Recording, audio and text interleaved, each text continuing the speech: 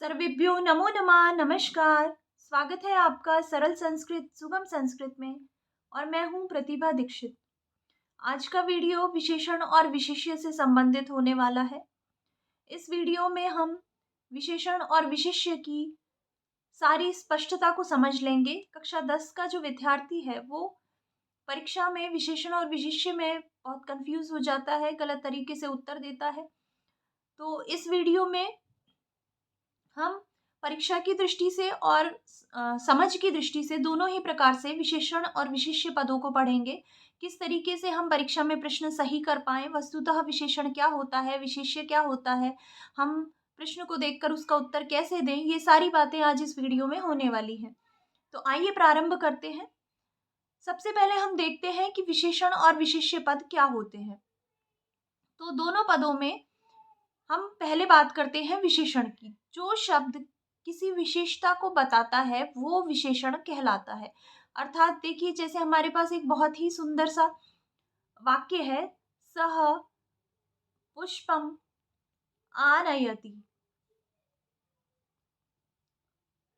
सह पुष्पम आनयति, वह पुष्प लाता है।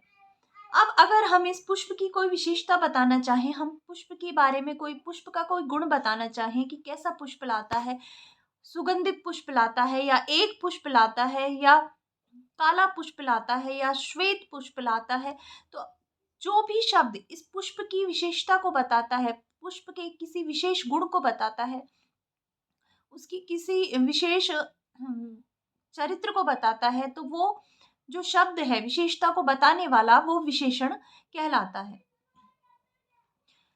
जैसे कि काला, पीला, सभी, एक, दुर्बल, सुंदर इत्यादि बहुत सारे विशेषण पद होते हैं। विशेषण भी वस्तुतः अलग अलग श्रेणियों में विभाजित हैं।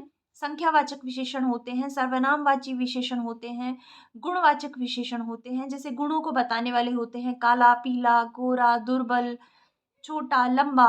जिसमें किसी के गुण बताए जाएं वो गुणवाची होंगे। जैसे संख्या के विषय में बताएं, जैसे कि एक है, पांच हैं, सभी हैं, अनंत हैं, असीमित हैं। इस तरीके से जो विशेषताएं बताएंगे वो आएंगे संख्यावाची विशेषणों में। तो ये बहुत तरीके के विशेषण होते हैं। यहाँ पर हम विशेषणों के प्रकार में ना जाते हुए, क्योंकि हमें प्रकारों का विश्लेषण नहीं करना है परीक्षा में हमको सिर्फ ये बताना है कि कौन सा पद विशेषण है और कौन सा विशेष्य है। तो उसी दृष्टि से हम बात करते हैं। देखिए, विशेषण की अगर बात करें तो अगर हम प्रश्न पूछें कि कैसा है और कैसा, प्रश्न के उत्तर में जो पद हमको मिलता है वो ज्यादातर विशेषण होता है। कैसा है, कितना है, तो इन सारे प्रश्नों के उत्तर में जो पद हमको मिलेगा वो विशेषण होगा। जैसे कि अगर मैं बोलती हूँ एक पुष्प है, वह पुष्प कैसा है, तो वह पुष्प पीला है, वह पुष्प काला है, वह पुष्प सुंदर है। तो कैसा के उत्तर में हमको सुंदर मिला, पीला मिला, काला मिला। तो ये जो सारी विशेषताएं हैं ये ही विशेषण होती हैं। तो आपको ध्यान रखना है, जब कभी भी आप कंफ्यूज हो जाएं कि विशेषण पद कौन सा है, विशेष्य पद कौन सा है, तो आपको जो भी पद आपके पास है उन दोनों के विषय में एक वाक्य बोलकर देखना है, एक प्रश्न कर कर देखना है, और जिस प्रश्न में कैसा के उत्तर में सटीक उत्तर आपको मिले वही विशेषण पद होगा। अभी हम इस बात को और स्पष्ट कर लेंगे। पहले हम देखते हैं विशेष्य। अब एक तो हो गया कि जो शब्द दूसरों की विशेषता बताता है वो विशेषण होता है। अब वो जो दूसरा है जिसकी विशेषता विशेषण बता रहा है, वह शब्द जिसकी विशेषता विशेषण बताता है, दूसरा शब्द बताता है, वह विशेष्य कहलाता है। जिसके बारे में कहा जा रहा है, जिसकी विशेषता बताई जा रही है, वह शब्द विशेष्य होता है। जैसे कि यहाँ पर कुछ मैंने हिंदी के ही वाक्य लिए हैं, जैसे कि काली गाय है। अब इस वाक्य में काली गाय है, अगर आप प्रश्न पूछें, देखिए आपको पता अगर ना चले कि विशेषण और विशेष्य में से, इनमें से दोनों पदों में से कौन सा विशेषण है कौन सा विशेष्य है, अगर आपको पता नहीं चल रहा है तो आप प्रश्न पूछिए कि दोनों शब्दों के स्थान पर आप एक एक बार कैसा रखकर देखिए। जैसे पहले बोलिए काली कैसी है, तो क्या ये वाक्य सही बनेगा? नहीं। अगर आप पूछेंगे कैसी गाय है, तो उसमें आपको उत्तर मिलता है काली गाय है। तो कैसा पद का उत्तर आपको मिला कहाँ पर? यहाँ पर। तो यहाँ पर विशेषण हो जाएगा काली और विशेष्य हो जाएगा गाय। अगर आप सामान्य तरीके से समझ पाते हैं कि यहाँ पर गाय की विशेषता बताई जा रही है, तो जिसकी विशेषता बताई जाती है वो विशेष्य होता है। गाय यहाँ पर विशेष्य हो गई।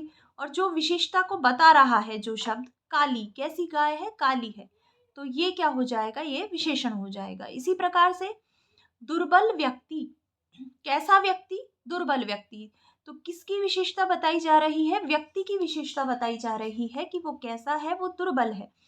तो विशेषता तो हो गई यहाँ पर दुर्बल, तो विशेषण पद दुर्बल हो गया और विशेष्य पद हो गया व्यक्ति। इसी प्रकार सुंदर महिला, तो सुंदर महिला में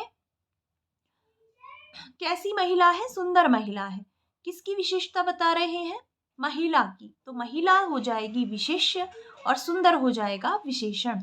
इसी प्रकार सभी छात्र, तो कितने छात्र, तो यहाँ पर किसके विषय में बात हम कर रहे हैं, छात्रों के विषय में, तो छात्र तो विशेष्य हो जाएंगे और छात्रों के बारे में बता रहे हैं कि एक छात्र है, 5 छात्र हैं या सभी छात्र हैं।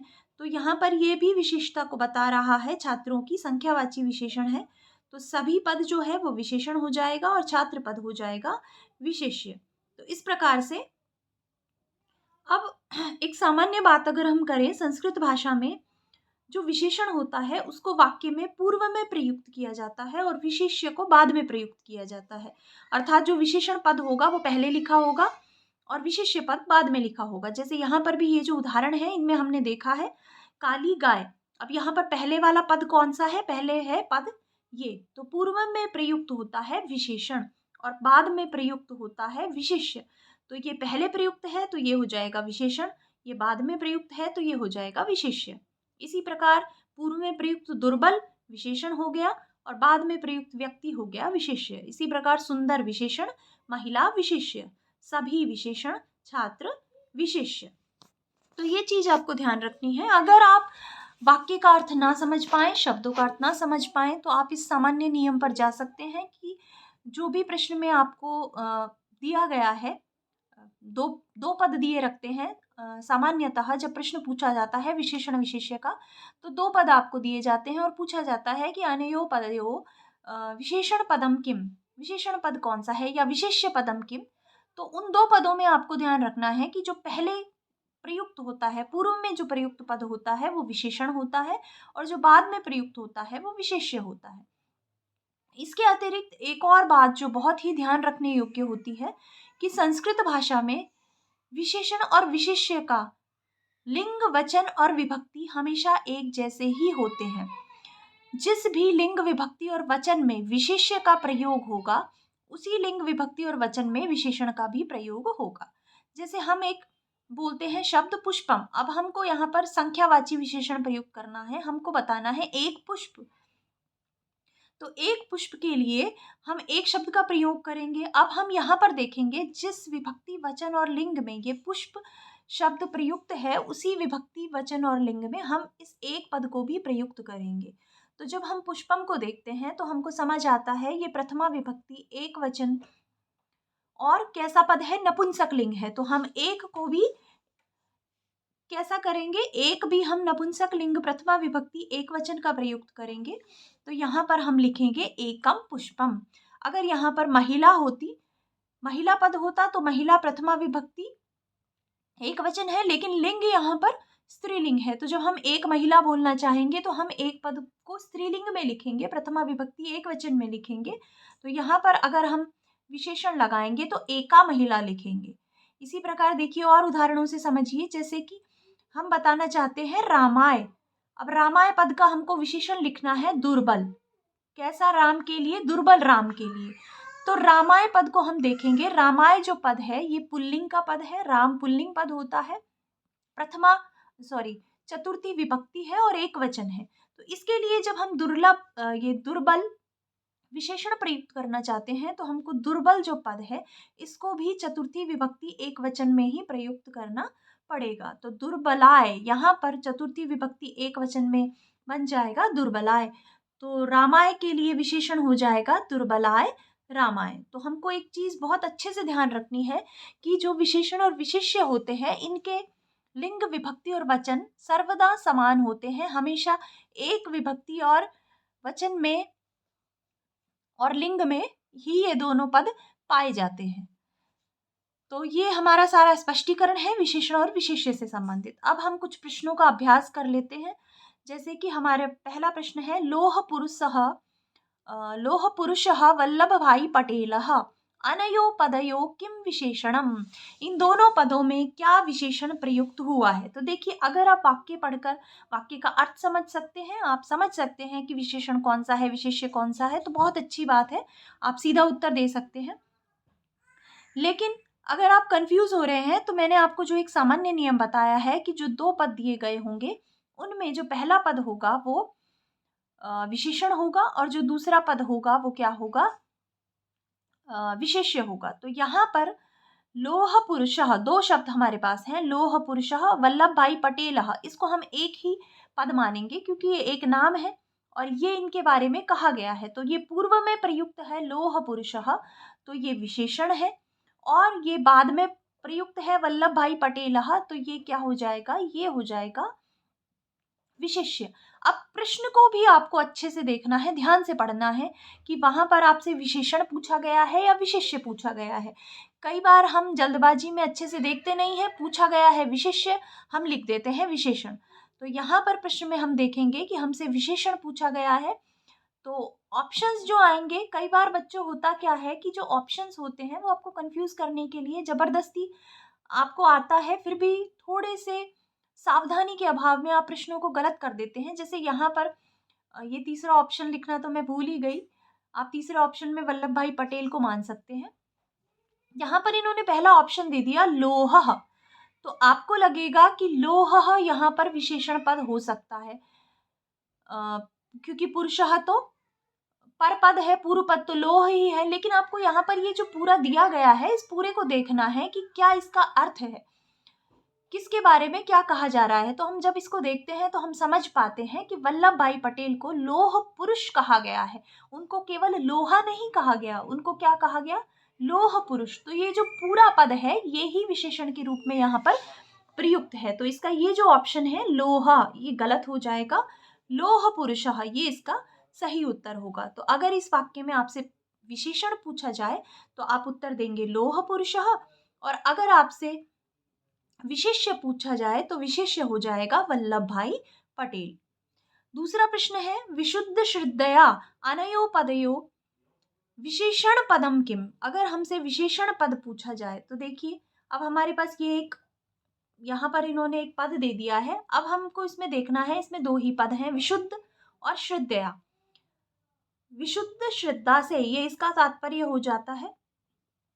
अब ऑप्शंस हम देखते हैं, विशेषण कौन सा है, तो शुद्धया, विशुद्धया, श्रद्धया या फिर विशुद्ध श्रद्धया। तो देखिए ये ऑप्शन तो एकदम गलत हो जाएगा, क्योंकि विशुद्ध श्रद्धया ये तो इन्होंने पूरा ही पद दे दिया है, जो कि यहाँ पर गलत हो जाता है, क्योंकि इन दोनों में से एक तो विशेषण है और एक विशेष्य है। अगर पूरा पद ऑप्शन में दे दिया तो ये गलत हो जाएगा, ये ऑप्शन हमने काट दिया। उसके बाद शुद्धया यहाँ पर दिया गया है, तो शुद्धया भी गलत हो जाएगा, क्योंकि यहाँ पर हमको शुद्धया पद कहीं नहीं दिख रहा, विशुद्ध पद दिख रहा है। शुद्ध हालांकि है लेकिन उससे पूर्व विशुद्ध वि उपसर्ग लगा हुआ है, विशुद्ध शब्द बना हुआ है। तीसरा ऑप्शन हमारे पास आता है विशुद्धया, एक आता है श्रद्धया। तो अब इन दोनों में हम देखेंगे कि पूर्व पद है विशुद्ध और पर पद है श्रद्धया। तो पूर्व पद में अब देखिए, मैंने आपको बताया था कि विशेषण और विशेष्य एक ही विभक्ति वचन और लिंग में होते हैं। यहाँ पर ये जो श्रद्धया पद है स्त्रीलिंग का है, तो इसी के अनुसार ये जो विशुद्ध है इसको भी इसी विभक्ति में जब हम बनाएंगे तो विशुद्धया पद बनेगा। अब चूंकि यहाँ पर इन्होंने समास कर दिया है, समास हो जाने के कारण इन्होंने बीच वाली विभक्ति का लोप कर दिया है, दोनों को एक साथ लिख दिया है, इसलिए इसका लोप हो गया। लेकिन अगर हम इनको अलग अलग करके जब इनका अर्थ देखते हैं तो विशुद्धया ही यहाँ पर आता है, तो इसका सही उत्तर हो जाएगा विशुद्धया। यहाँ पर विशेषण क्या है, विशुद्धया। और विशेष्य अगर पूछा जाए विशेष्य क्या है, तो विशेष्य हो जाएगा श्रद्धया। तीसरा प्रश्न है, दुर्बलम वृषभम अत्र विशेष्य पदम किम। दुर्लभम वृषभम में विशेष्य पद क्या है। तो देखिए दो पद हमारे पास यहाँ है, दुर्बलम और वृषभम। अब पहला ऑप्शन हमारे पास है दुर्बलम, दूसरा ऑप्शन हमारे पास है वृषभम, तीसरा है वृषभः और चौथा है सहा। तो देखिए ये और ये ऑप्शन तो यहाँ पर बिल्कुल हट जाएंगे, क्योंकि यहाँ पर हमको द्वितीय विभक्ति दिखाई दे रही है, ये प्रथमा का है, ये भी प्रथमा का है, और यहाँ पर सर्वनाम नहीं पूछा गया है, विशेषण पूछा गया है, यहाँ पर कहीं उल्लिखित नहीं है। हो सकता है जब आपको ये पठित या अपठित गद्यांश में से ये प्रश्न दिया जाएगा, तो ये हो सकता है कि वहाँ पर सह सर्वनामवाची विशेषण भी प्रयुक्त हो दुर्बलम वृषभम के लिए, लेकिन हमको उत्तर कहाँ से देना है, हमको उत्तर यहाँ से देना है। तो यहाँ पर सहपद का कोई उल्लेख नहीं है, इसलिए ये ऑप्शन तो बिल्कुल हट जाएगा, वृषभा भी हट जाएगा। अब इन दोनों में हम देखते हैं कि पूर्व में प्रयुक्त है दुर्बल और बाद में प्रयुक्त है वृषभम, तो यहाँ पर विशेष्य पद हो जाएगा वृषभम, और अगर विशेषण पूछा जाए तो विशेषण हो जाएगा दुर्बलम। अब चूंकि देखिए मैंने यहाँ पर इसीलिए दो ऑप्शन दिए हैं, वृषभम और वृषभः, तो आपको ध्यान रखना है यहाँ पर दुर्बलम द्वितीया में है, इसीलिए वृषभम में भी द्वितीया का प्रयोग किया गया है। अगर आप वृषभः लिख देते हैं तो ये यहाँ पर उत्तर गलत हो जाएगा, हालांकि वृषभ शब्द है यहाँ पर, लेकिन विभक्ति अलग होने से ये ऑप्शन गलत हो जाएगा। यहाँ पर जो विशेष्य पद है वो है वृषभम। चौथा प्रश्न है अनंतः पंक्तयः अत्र विशेषण पदम किम। अनंत पंक्तियां, इन पदों में विशेषण पद कौन सा है। तो देखिए पूर्व पद अनंत है, पर पद बाद वाला पद है पंक्तयः, तो अगर विशेषण पूछा जाए तो अनंता हो जाएगा, और अगर विशेष्य पूछा जाए तो क्या हो जाएगा, पंक्तयः हो जाएगा। अब चूंकि विशेषण पद पूछा गया है तो उत्तर हो जाएगा क्या, अनंता। तो अगर आपने भी ये ऑप्शन नंबर आ कर दिया है, अनंता पद कर दिया है उत्तर, तो आपका उत्तर एकदम गलत है। क्यों गलत है, क्योंकि आप ध्यान से देखिए यहाँ पर अनंता में विसर्ग लगा हुआ है। विसर्ग का तात्पर्य ये है कि ये बहुवचन का शब्द है, बहुवचन में स्त्रीलिंग में प्रथमा विभक्ति में विसर्ग देखने को मिलता है, जबकि जो प्रथमा विभक्ति एक वचन होता है वहां पर हमको विसर्ग देखने को नहीं मिलता है। तो हमको यहाँ पर देखना है पंक्ति बहुवचन है, उसके लिए हम इस तरीके का बहुवचन का ही पद प्रयुक्त करेंगे। तो यहाँ पर अ ऑप्शन नहीं होगा, ये गलत हो जाएगा। जो ऑप्शन सही होगा वो हो जाएगा ऑप्शन नंबर स, विशेषण पद। तो देखिए बच्चों, आपको भले ही विशेषण पद विशेष्य पद अच्छे से आते हों, आप समझते हो, लेकिन आपको वहाँ पर प्रश्न को ध्यान से पढ़ना होता है, सारे ऑप्शंस को ध्यान से देखना होता है, और जो 4 या 3 ऑप्शन आपको दिए गए हैं उनमें से जो बेस्ट उत्तर है वो आपको देना होता है, तभी वो आपका प्रश्न सही होगा। तो चलिए अंतिम प्रश्न की तरफ चलते हैं। अंतिम प्रश्न है सौदर्यौ भ्रातरौ। यहाँ पर हम दोनों ही पूछ लेते हैं विशेषण पद कौन सा है और विशेष्य पद कौन सा है। तो हो सकता है आपको सौंदर्य का अर्थ नहीं आता हो, तो आप ऑप्शंस देखिए। सौंदर्य हो जाएगा। पहले हम बात करें विशेषण की, किसकी बात करते हैं, विशेषण की। तो सौंदर्य भ्रातरौ किमपि न, अर्थात कोई भी इनमें से विशेषण नहीं है, या फिर सौंदर्य। तो यहाँ पर जब हम चलेंगे तो हम देखते हैं कि पूर्व पद ये है, पर पद ये है, बाद का पद ये है, तो ये तो हो जाएगा विशेष्य। भ्रातरौ पद क्या हो जाएगा, भ्रातरौ तो यहाँ पर है विशेष्य, और अगर विशेषण की बात करें तो हमको बिल्कुल ये ही शब्द लेना है, तो यहाँ पर विशेषण हो जाएगा सौंदर्यौ। अब सौंदर्य का तात्पर्य होता है एक ही, सौदर एक ही उदर से उत्पन्न हुए, अर्थात सगे भाई, दोनों सगे भाई, ऐसा कहा गया है। इनकी विशेषता बताई गई है कि वो भाई हैं, और कैसे भाई हैं, सहोदर भाई हैं, एक ही माता के उदर से उत्पन्न भाई हैं। तो इस प्रकार से आप सौंदर्य को देखकर आप सोचें कि ये शब्द गलत है तो सौंदर्य कर दें, ऐसा आपको बिल्कुल नहीं करना है। मैं आपको बार बार बता रही हूँ कि जो ऑप्शन दिए जाएं, जो प्रश्न पूछा जाए, उस प्रश्न में से ही आपको उत्तर देखना है, अलग से अपना दिमाग नहीं लगाना है। तो यहाँ पर जो विशेषण पद होगा वो होगा सौंदर्यौ, और जो विशेष्य पद होगा वो होगा भ्रातरौ। तो इस तरीके से बहुत ही आसान से प्रश्न होते हैं, आप बहुत ही सरलता से इनको हल कर सकते हैं। बस आवश्यकता है कि आप इनका अभ्यास करें, बार बार जो भी पद आपके सामने आए आप उनकी प्रैक्टिस करें। तो आशा है इस वीडियो को देखने के बाद आप कभी भी विशेषण और विशेष्य से संबंधित प्रश्न गलत नहीं करेंगे। तो इसी आशा के साथ इस वीडियो को यहीं पे समाप्त करते हैं। मिलेंगे नेक्स्ट वीडियो में। धन्यवाद।